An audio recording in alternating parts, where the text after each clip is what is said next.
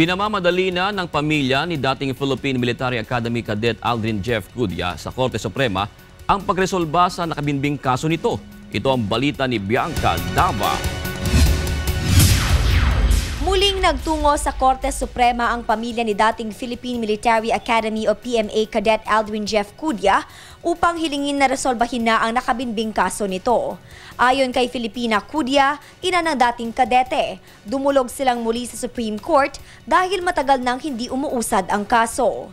Binigyang diin ni Ginang Cudya na nananatiling naka-indefinite leave ang kanyang anak dahil sa pagtanggi ng PMA na ilabas ang honorable dismissal nito na siyang kukumpleto sa kanyang academic requirements. Dahil dito, hindi makapagpatuloy ng pag-aaral o makapaghanap ng trabaho si Cudya. Imbis po na nakakatulong na sa pamilya si Aldrin na anak namin, dahil po sa kasong ito ay hindi po siya makatulong. Sana po makamit na po namin ang katarungan na pinaglalaban po naming makamit.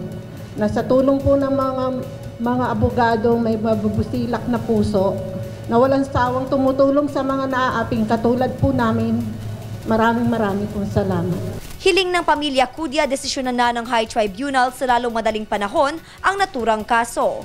Ito na ang ikatlong beses na naghain ng manifestation with motion to submit case for early resolution ang pamilya Cudya sa Korte Suprema.